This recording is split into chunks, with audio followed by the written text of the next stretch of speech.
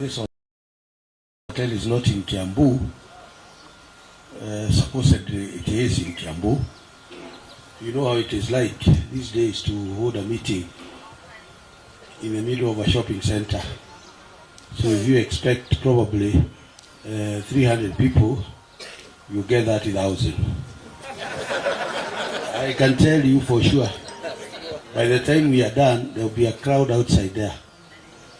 So this is the season, and therefore we would have wished to welcome you to our sub-county headquarters, but for logistic reasons, we decided to do it here. And secondly, we had said that we would do this on a weekday, but however, when I met your officials, we decided that it may not be convenient for us. Now we are counting days, I think 7 or so, because a week from today the official campaign is going to come to an end, and therefore we looked at the week and it was difficult to get a day within the week. So we said, okay, we will appreciate you sacrificing your part of your Saturday, because it is important that we talk, and therefore I want to thank you most sincerely. I would have wished to start early. In fact, I was holding somewhere and I was communicating with my colleague here. Gibson Buru is our chief of staff. Let's appreciate him. So I was consulting with him so that I come in when we feel we have the critical mass. So first I want to tell you that I have been your governor for the last 2 years plus. And we took over a county that was, actually put it in a patient language, it was at the ICU. All the things that you have been reading in the papers had happened. All the systems had been broken. Because if you want to steal from a house, you have to break the door. You cannot steal from a house when the door is still intact. So the kind of things that were happening could not have happened if the financial systems were in place, if the administrative systems were in place. So we had to spend a lot of time to put back those systems. And I can assure you, even today, those systems are not fully in place. But through God's grace, we are where we are. And I'm sure you are a witness, because you live in those places. You are a witness that we have been able at least to reselect the county. Obviously, we got hit by COVID, because 1 month after I was installed as a governor, on 13th of March, COVID ikatokea. Kwa hivyo, we had to grapple with COVID first. And I hope, hope you, all of you can remember. Because sometimes, those of us who can, ariamo igikoyo, kurego ati mundu mugoda igwa goko. And also igana goyari yakwa. We all look back those days. Tomorrow you have to have 300 beds. Then the following they say no, it's 1,000 beds. Now, where do you get 1,000 beds from? In fact, some of the governors, if you can remember, were actually putting up sheds like this, like Machakos. But through strategic planning, because of our population and close proximity to Nairobi, we were always number 2, if sometimes not number 1, in terms of infection rates.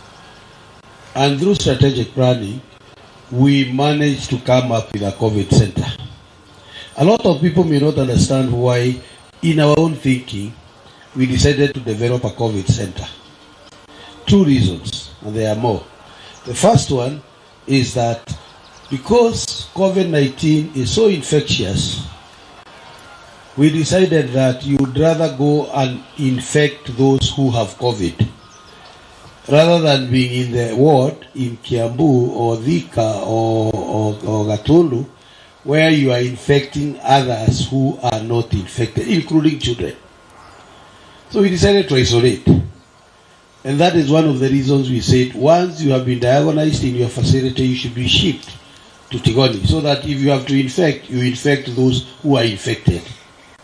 That was one of the reasons. The second reason is we very quickly knew by June of 2020, when some governors were demonstrating that they had bought ventilators. If you can remember, the language at that point is, how many ventilators have you bought? We, through some advice from our friends outside the country, because by that time, you remember, Italy has already been hit by COVID. If you can remember pictures, photos of people throwing money away because it was valueless, Italy and Germany had already been hit. So we got advice from them. And by about June, they had already told us the cure for COVID is nothing else. It is oxygen. And one of the reasons why we decided to have a COVID center is so that we can put a 6-ton tank and then wire oxygen to the beds and increase the bed capacity to 300. And at the same time, put up an ICU center of 14 beds. So we were prepared. Of course, we wanted the spillover to go to Wangige, and then in the worst case scenario, we were ready to close one of the hospitals to become another COVID center. Why am I telling you all of this? I'm telling you that because after having inherited a totally dysfunctional county, we were also hit by COVID. By God's grace, we were able to control COVID. We were among some of the best counties that managed COVID. We saw over 3,000 patients. Some of them were coming from Nairobi. In fact, there is one who keep on saying that he left a hospital in Nairobi to come to Tigoni, and he got cured after 3 weeks. We have a lot of testimonies, and nobody paid even a single penny. That was through strategic planning. So over the last 2 years, we have tried to do a few things, and I think you have seen, I don't have to preach to the converted. Mumeona, our have improved. We have increased our bed capacity by 1,500 by completing some hospitals. There were a lot of stored projects. And what I decided to do is not to start my new ones. I decided to concentrate on the stored projects. We have done 180,000 connections, Yamaji. There are places in this county where they had never seen a drop of water except when it is raining or drizzling like now. Like you have talked about the East, you have talked about areas like Idhurai, but more important in Deya and other areas. Today, they can be able to manage and get water. And young girls are coming to school instead of going to look for water the whole day. Women can do other things. We have been able to do, as you said, we touched a bit about education, not so much, but the first thing that we did is to recognize the position of teachers, the ECD teachers. You know, they were being given, you know, I keep on joking, saying, you are given a stipend when you are on a safari. You know, how do you give teachers stipend? They were being given a stipend of 6 to 8,000. Today, they are PNP. They are getting a minimum of 25,000 shillings. They have access to medical. They are now the 1,200 teachers. We did that recognition. We also started to realize, and this is very important, because some of us are where we are because we passed through your hands. Otherwise, we would be nowhere. We did not have such a good background to be where we are. But because of education, we were exposed. I have had the privilege of serving some of the most important people in this world. People like Bill Gates, with his wife Merida. People, you know, organizations like Rockefeller, the World Bank. I've had the privilege of doing that because of education, not because of anything else. So we started to see that the first encounter a child will have with school is the ECD. Now, unluckily enough, the MPs have CDF, so they have been improving the primary classes, but they leave that ECD at the corner. Most of them looks like museums, and that is the place where the mtoto ndio atakutana na shule siku ya kwanza. So first mwalimu alipwi, so hana moral mzuri. And the way you people convert children into whatever, me, I don't know how you do it. I don't have that patience. I don't know how you do it. It must be special. But that environment has not been conducive. So we started a process of what we call modernizing our ECDs. We haven't moved far. We have 5 of them. The best one is in Murera. Those ones who come from Ruiru would know. We have 5, but if you go to Murera, our idea is to have 2 classrooms or a classroom plus a resting place. Unajua watoto after a certain period of time wanachoka wakitaka kulala. Okay? Then we need to have very good ablutions, washing rooms. Because again, that is where they are going to contract diseases. And you know how ni watoto. So we have, like for instance in Murera, very, very good washrooms for girls, for boys, and for people with disability, and for the staff.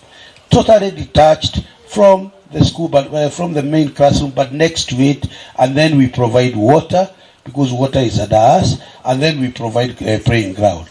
Our objective is to make sure that every single ECD, there is no child who will be studying under a tree. And that is in our plan, and that is what we would want to do.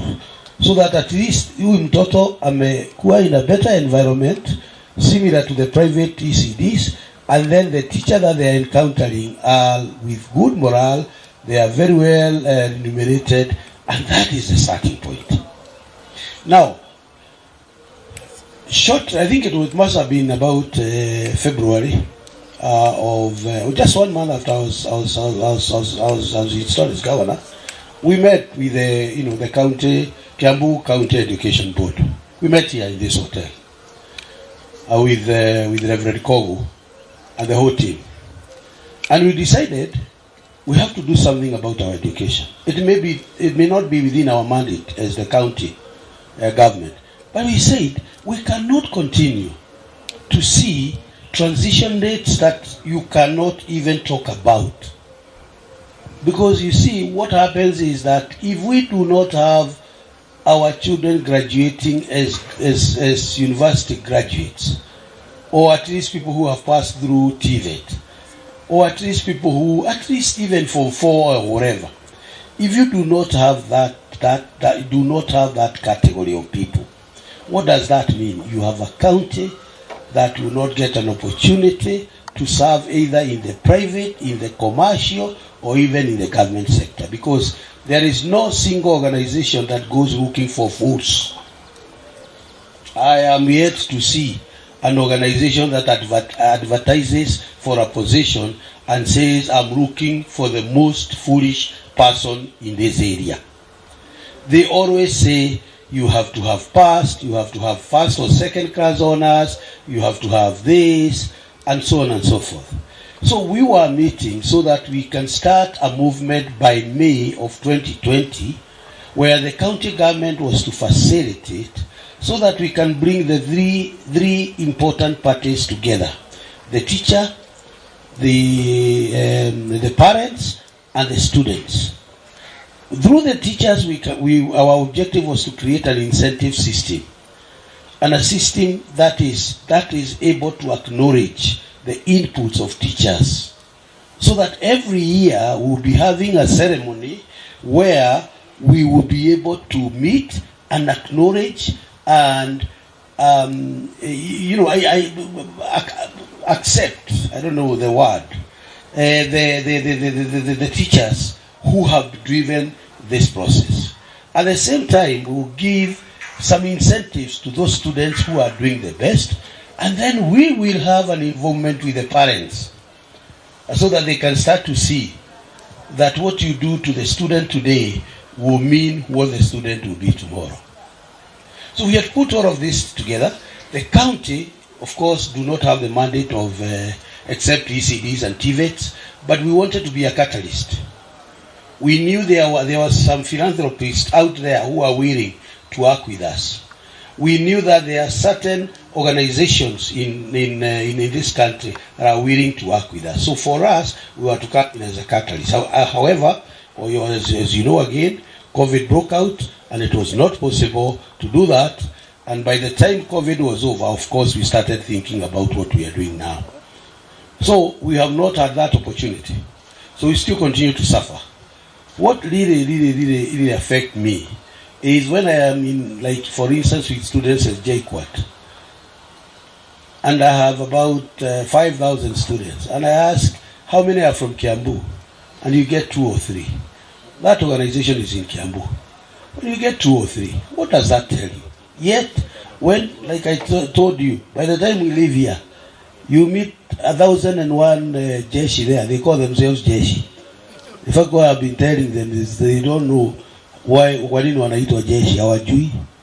I've been telling them wanaitwa Jeshi kwa sababu if you are in the army and you have invaded a country or you are fighting like in Somalia, our army in Somalia cannot carry money in their pocket because you cannot go shopping in Mogadishu and you are an army, you are in the army, you are in the brigade. Okay? So they are called Jeshi because there is nothing in their pocket. That's what I've been telling them. So they have to graduate, they have to go back, they have to move out of Jeshi. And they drop that term. It is actually a very bad term because it indicates that we are at war. You know, these are things that we do not know but affect our psychology. When you are calling your child Jeshi, and people are very proud to say, Jeshi buko wapi? Okay, what are you saying? You are at war. So, we have been thinking about how to improve the education status of our county, and you are very, very important people in that sphere. Now, in terms of the other aspects, I don't know whether you know the county that you live in. We have a county that is endowed with a lot of resources. Extremely rich and prosperous county, like no other. However, we were discussing that yesterday. The level of poverty in this county is so much, particularly what you call absolute poverty. The number of times that I've been going out there campaigning, and 2 or 3 or 4 or 5 children would come to me crying, saying, I've been admitted, like we went to a place called Red Rock, uko Rally, and we were giving out unga. Mtoto akaja akilia, kijana. Akaniambia, mimi I have been admitted in Kiambu High School. I had 386 marks. But for the last 3 weeks, siwezi kwenda kwa sababu hata fare sina. We were in another place called Kamba. We find this boy who is roasting maize. In fact, he's one of my people who saw young boy roasting maize. And he approached and said, at your age, you should not be roasting maize. What is the problem? Nimefukuzwa kwa sababu ya 16,000 shillings. So if you see the extent of poverty in our county, you cannot relate with the prosperity that we are talking about. But you may be very thirsty, extremely thirsty, and die of thirst, without knowing that 300 meters from where you are sitting there is water. 300 meters from where you are sitting, iko maji. Lakini hapa juu utakufa. Why? Because you have to exploit. You have to exploit that potential. Potential is not eaten. Potential is exploited. You have to get a driller. You have to get the water, whatever, so that you can get into the water and you drink it. So you have to make the effort of getting to the water. That is what we are in this county. Over the last many years, but particularly the 9 years that we have had devolution, we have not been able to exploit these people. That house there, When they woke up today, I can tell you with certainty, they probably took 6 eggs and bacon. They drank tea with milk. But those eggs and those bacon and sausages did not come from Kiambu. Our eggs are coming from Kakamega. Bacon may be coming from I don't know where. We have not been able to exploit Nairobi.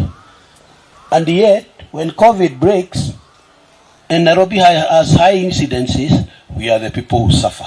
So we are sitting here getting all the wrong things from Kiambu, from Nairobi, including insecurity, but we cannot be able to utilize the potential that there is in Kiambu, in Nairobi. Why?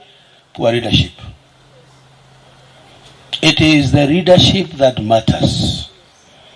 If within the last 9 years, we can still talk about children not being able to go to school. If the last 9 years, we are still talking about young girls between the age of 18 and 35 who are married with 9 children and their husbands are not unemployed.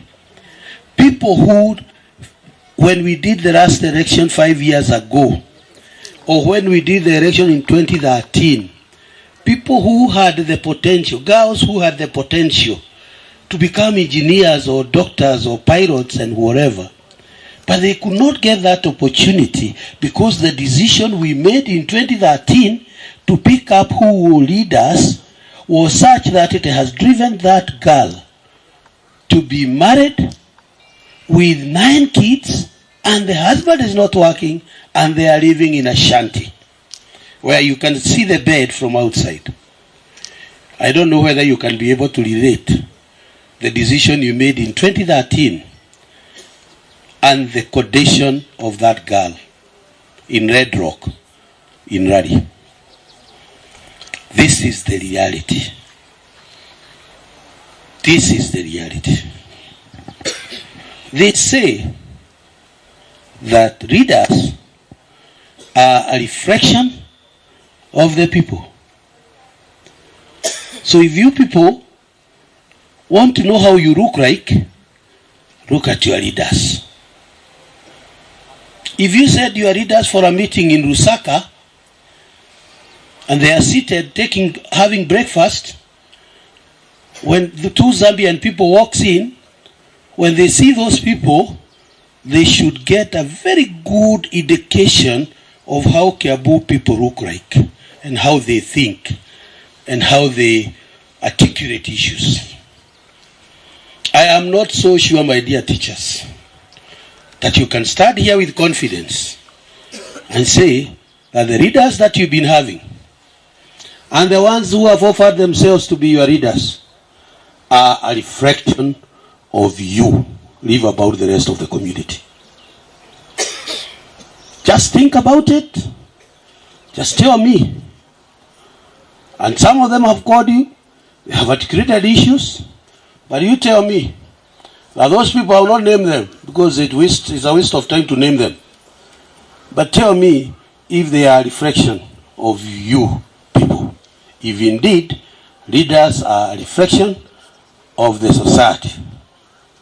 So that is where we are, Kiambu people. Unfortunately, in some other communities,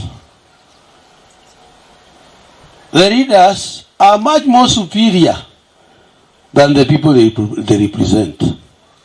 Our neighbors there, not our neighbors, our friends here in Nyanza.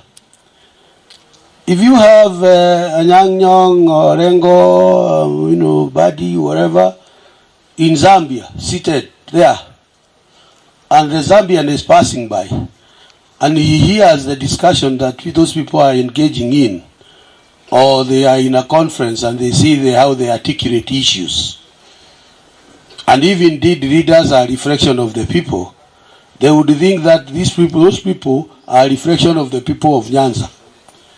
But it is the converse. They are much more superior to the people they represent. You know, people like Professor Onyangapo and others.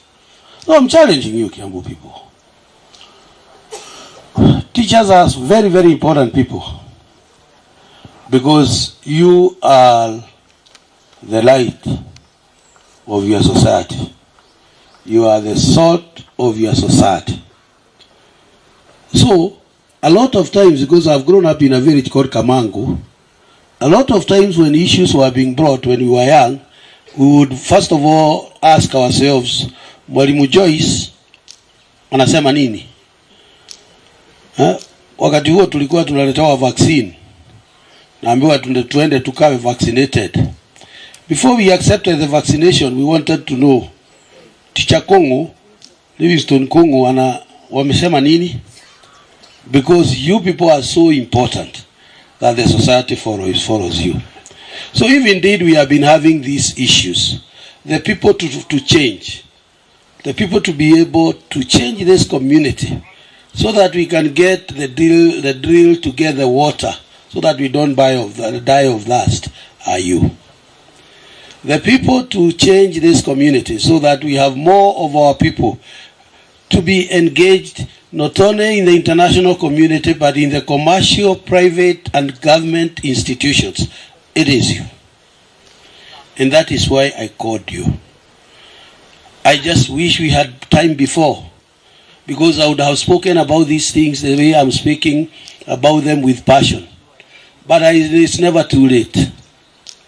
What I would want us to do is to have a community that is having a participatory approach to issues.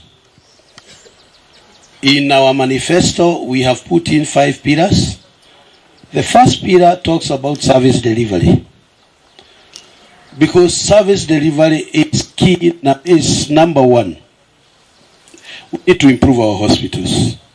We need to ensure that we equip our hospitals. And I have said how. Because a lot of times if you read manifestos, it's about what. It does not tell you how.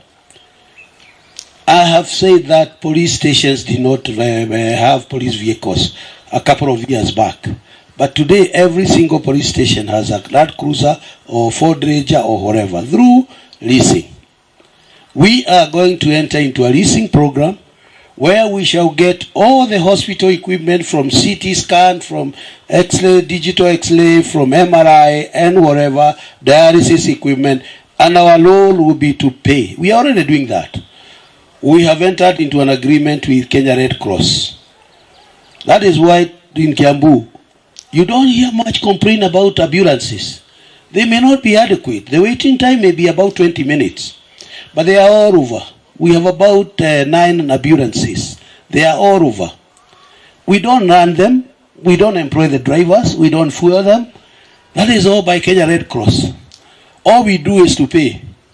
Monthly pay. And they provide the service. That's the same thing we want to do to our hospitals.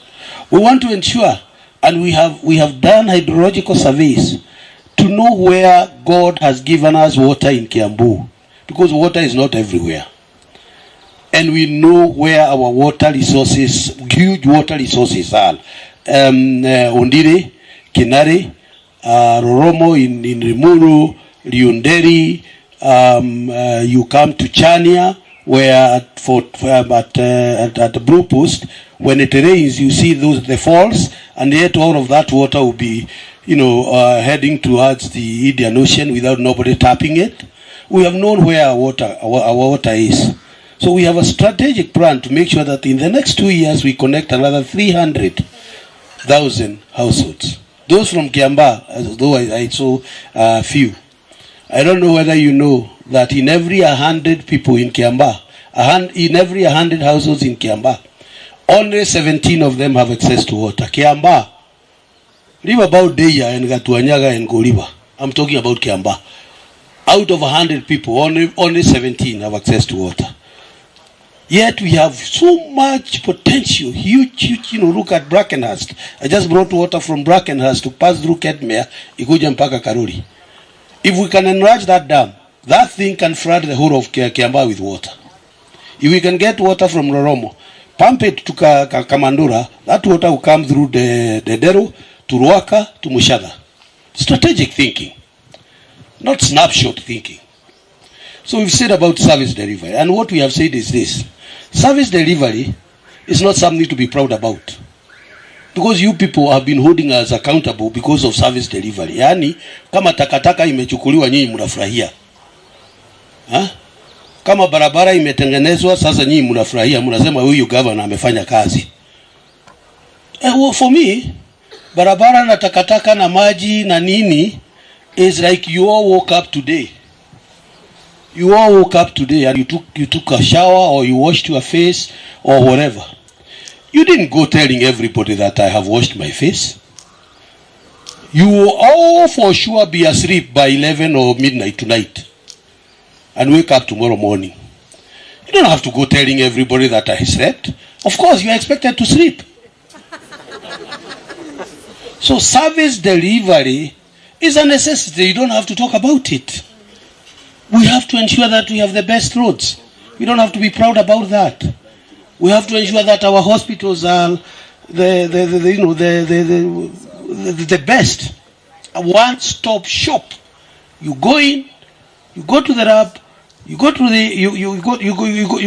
the examination room, and you get your medication and go home. That is not nothing to be proud of. What we should be proud about is pillar number 2, which is to have money in our pockets. All those things are enablers. They facilitate you to get money.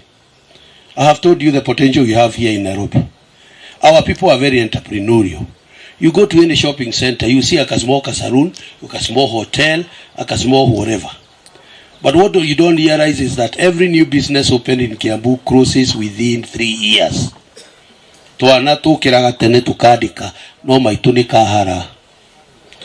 That is because our people are getting involved into business that they don't know. Wadiko goita Rebecca, wadiko Saron, atumia leo the mo kama koiga kuhoju irinde Rebecca. Wona wina dimadi ukoima ugatarathi dukainya ugathi ukahingura ya kuduka ya gatano. Doi kana ni kwendagwo iron rod, kana ni kwendagwo blow dryer, doi ona blow dryer yuthagirwo atia we no ukora wakorire. We want to ensure that we have dedicated 5 billion shillings for micro, small and medium enterprise. Already we have 1.3 at what we call GNUE. And some of you who are entrepreneurs, because if you are teachers, your spouse may not be a teacher.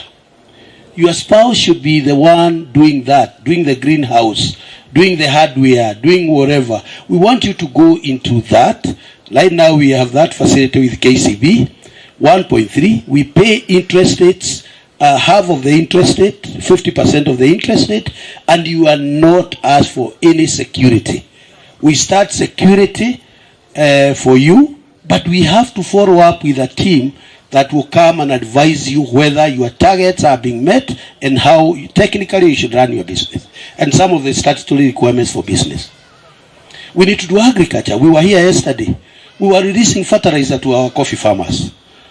We need to do food. We need to do pottery. We need to do all of those things. We need to create jobs. You have been in this county when Thika was called the Birmingham of Kenya. Industries zilikuwa zinaenda huko na Ruiru. Just ask yourself, what happened that industries started going to Kitengela? Industries are going now to Athi River and Kitengela. Those guys are on black cotton soil. We are on red soil. Why? Poor leadership. Poor incentives. We are not an investment destination. We should be able to attract the best investments, either agro-based or even hard industries. So that's the second pillar. The third pillar, because we need to finish, and I hear from you, is talking about community participation, what we call social accountability.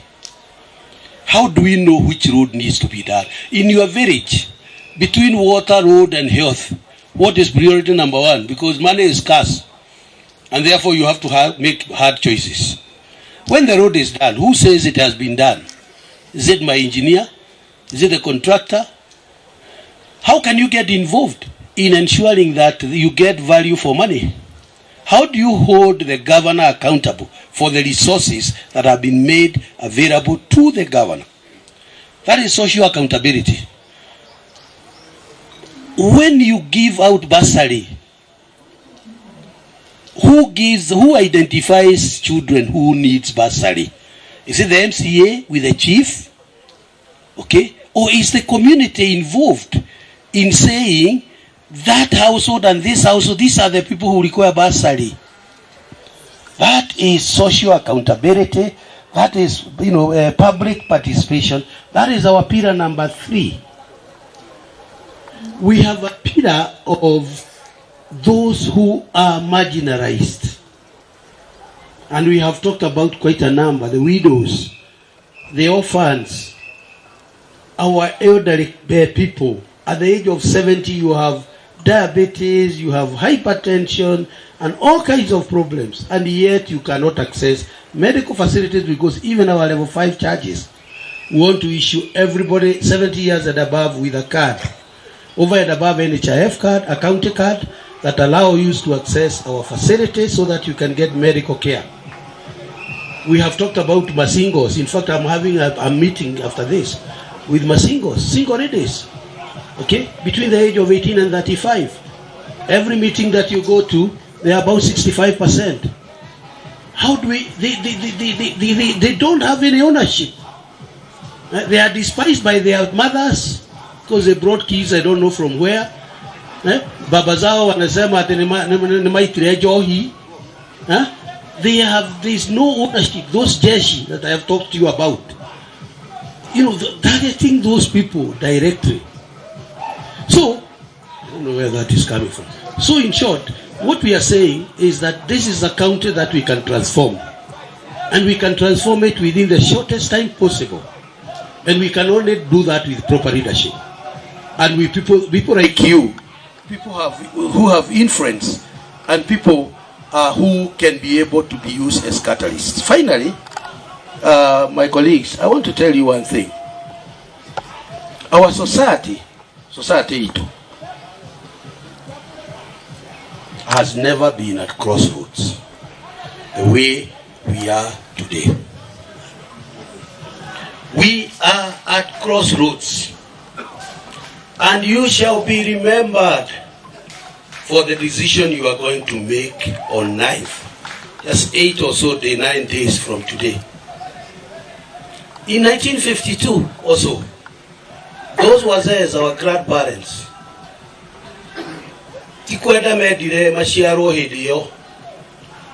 if they were asked, they would have said that they be born after 1964 like we were all born.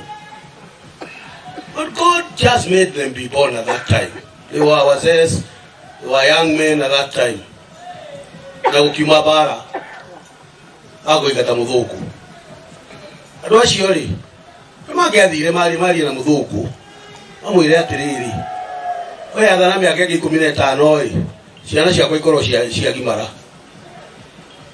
Ikaranga miaka 10 ikoro cia ciaranga ni ngorwo ndina tutuindo. But they never said that. They decided enough is enough. Muzungu lazima atarudi, ataenda. That costed them. They lost their lives. They lost the life of the loved ones. They lost their property. They lost their inheritance. So that we can be where they would have negotiated with Muzungu.